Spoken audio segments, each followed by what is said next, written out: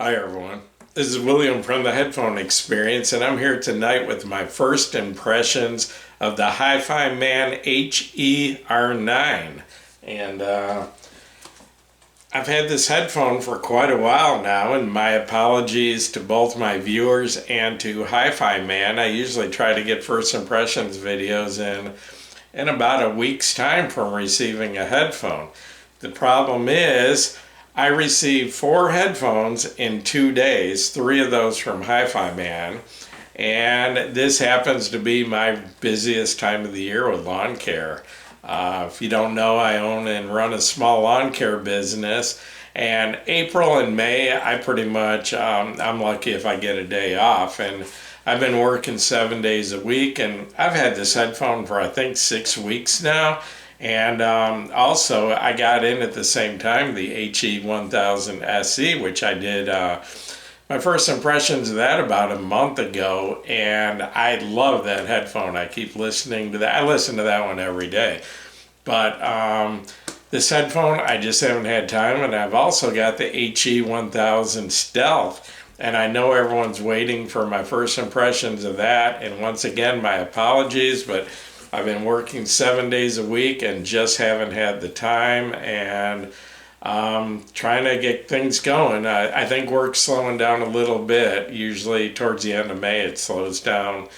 It depends on the weather. Sometimes it slows down late May, sometimes it doesn't slow down until July, but got to make the money while I can. So anyway, this is the HE-R9, and this did come with the optional Blue Mini R2R DAC and amp. That would be this little unit here, which this is a Bluetooth Bluetooth receiver, and it has a built-in R2R DAC and a headphone amp, and it's a battery all in one. And that does come as an option. And I was looking at Hifiman's website, and they are the ones that loaned this to me for review. This came directly from Hifiman. And this headphone, the wired version of this headphone, retails at $249, but it's currently on sale at Hifiman for $199. What I couldn't figure out, and it took me a while, was apparently the Bluetooth receiver, amp DAC, is an option, and I looked all over the place and couldn't find it. Said purchase separately, and I couldn't find it on their website. But finally I realized that on the page for this headphone, under the price, you have a choice of buying just the wired version or with the Bluetooth receiver. Well, this is $199. Apparently with the Bluetooth receiver, the price jumps up to $439. It's a $240 option. And I was thinking about that, and I think this is exactly the same. Correct me if I'm wrong, but I think it's the same as on the Hifiman Diva Pro, which I reviewed last year. And the Diva Pro right now, you can get the headphone with the Bluetooth receiver for $269. So if it were me, I would buy the wired version of this and then buy the Diva Pro for $269 and have this that I could use with either one, and you'd be getting the Diva Pro headphone for only a $29 difference. But I'm not sure. I think that the Diva Pro does come with this for $269. So getting on with my review of this headphone. This is a full-size, over-the-ear, closed back, and it is available as a wired or wireless headphone. It uses dynamic drivers that use what Hifiman calls topology diaphragms. It has an impedance of 32 ohms, a sensitivity of 100 decibels, at 1 milliwatt, which makes it very easy to drive. Hifiman claims a weight of 328 grams. Came in on my kitchen scale at 329, so very close. And this is actually an exceptionally light headphone for a full-size headphone. Most are running somewhere around 400 grams plus or minus a few. So you have two different cable options with this. They are removable. It comes with a dual cable, which runs a 3.5 millimeter connection into each ear cup. Okay, but you have an option, and this is a cable that comes with it, your standard Hifiman cable. 3.5 millimeter connectors at the cups, at the ear cups, and then 3.5 at the amp end with the 6.3 millimeter adapter. Just your standard. I think they're 4 or 5 feet long, rubber coating. I've got several of these, so I never even unwrapped this one. But anyway, you have an option of, you can either run dual 3.5 TRS connections into this, or you can run a single 3.5 TRRS connection into just the left ear cup. And the reason for that is it's set up that way to use the Bluetooth receiver, which has your 3.5 millimeter TRRS connection on it. So did want to mention though, that cable does not come with the headphone, the single cable.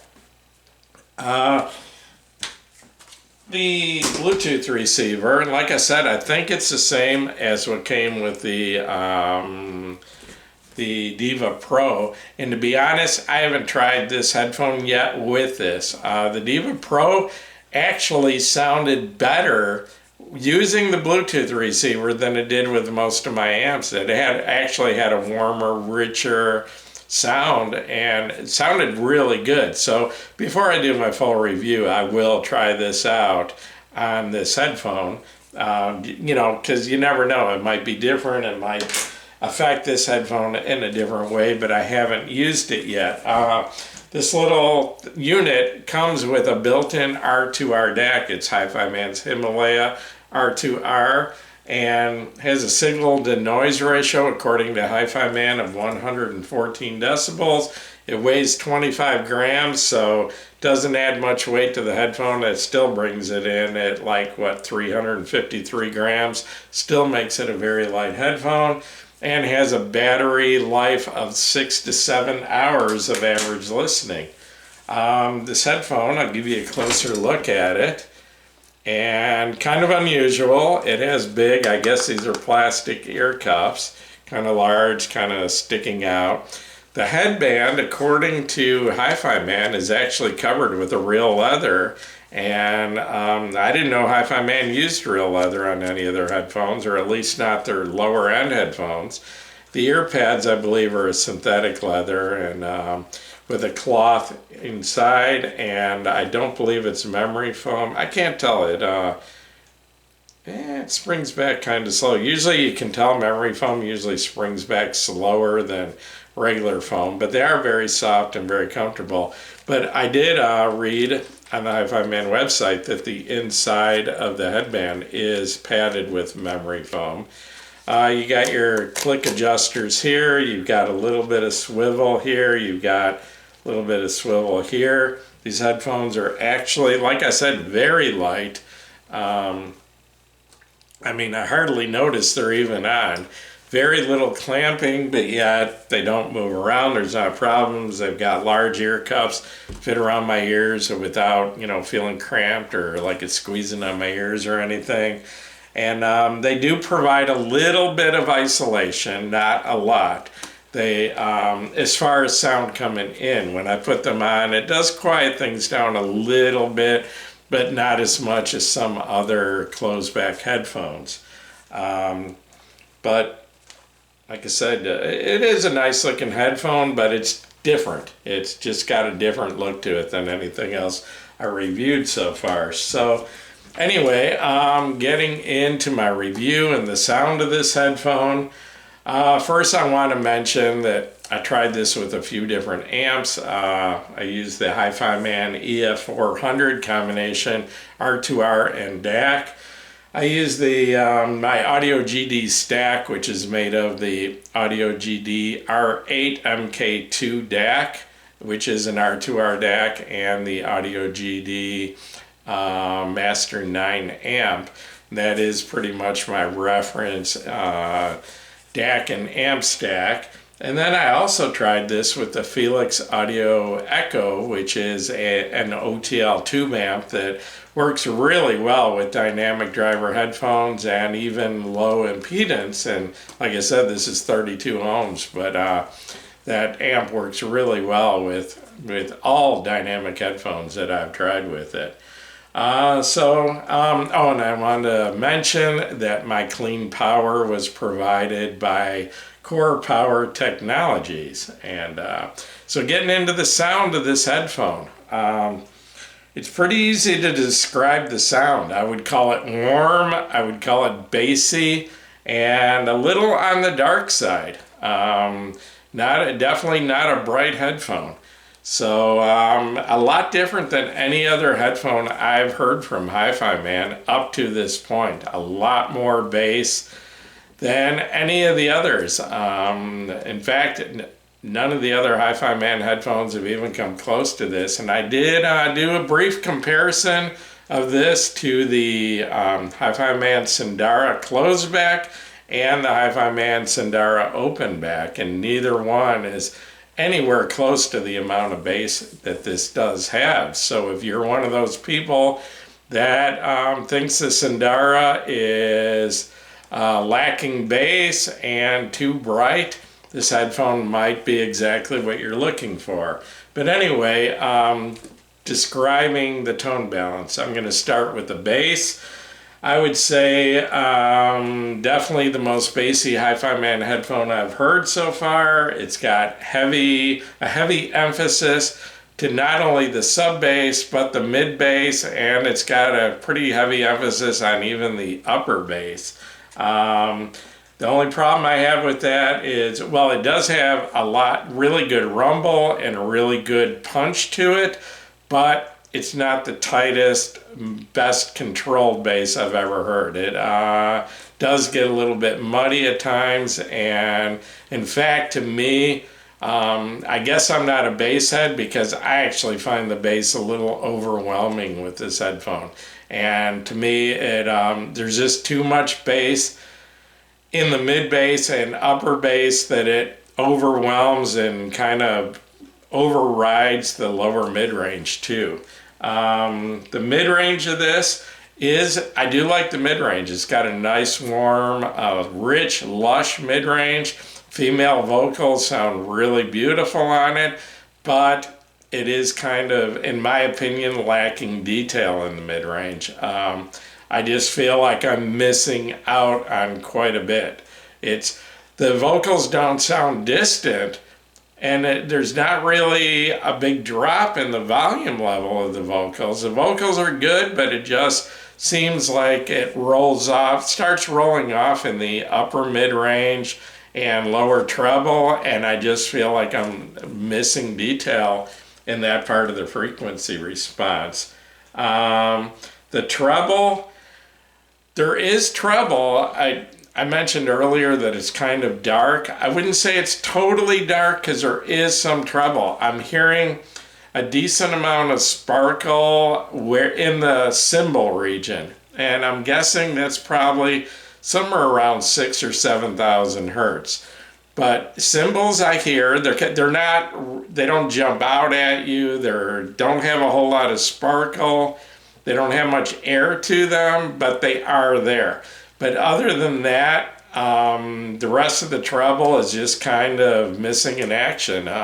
There's just that one little peak I'm hearing where the cymbals are, and other than that, it comes across as a pretty dark headphone to me.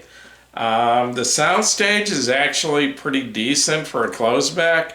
In fact, I would say it's larger than a lot of closebacks. It's almost the size of like a Sindara openback, not quite, but it does have very respectable soundstage width for a closeback headphone. So basically what I like about this headphone, and this is just my first impressions, I will spend some more time with this. I will try the Bluetooth receiver. I will try this with a few different amps. I will compare this to some other headphones. And, maybe I haven't given this enough of a chance yet. And the other thing is, the first headphone that came with it, the headphone that came with this that I listened to first was the HE-1000 SE. And that's an incredible headphone in my opinion. It is without a doubt one of the best headphones I've reviewed up to this point. Okay, so I've been looking forward for a long time to hearing that headphone.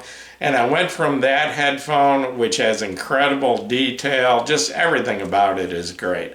Okay, so I went from that to listening to this, and I realized, that headphone costs 10 times what this one does.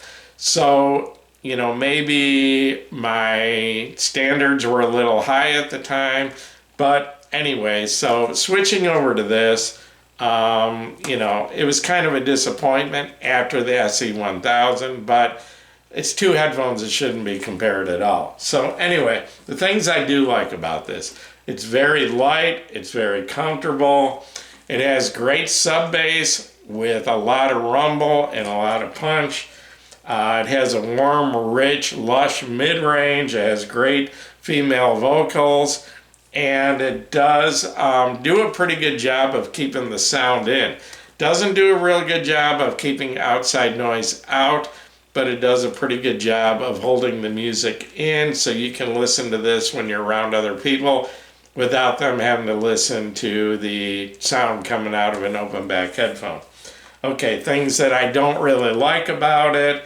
I find the bass a little overwhelming, especially the mid and upper bass. It's not really my cup of tea. It's too much. And I'll actually tell you what headphone this reminds me of. Kind of reminds me of the Meza 90, or what's it called? The 99 Classic that I reviewed like 3 years ago.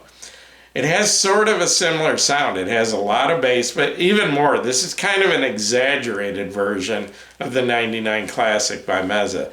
This has more bass, and it has that kind of rolled off treble. If you like the 99 Classic, which is an extremely popular headphone, a lot of people love that headphone. If you like that, then you're probably gonna like this. This might be a great headphone to you. If you're one of those people that thinks that the Sandara is lacking bass, sounds thin, is too bright, you might love this headphone. I don't know. I'm not saying this is a bad headphone. I'm just saying that it's not really my choice. It's just a little too bass heavy, but like I said, I don't really consider myself a bass head.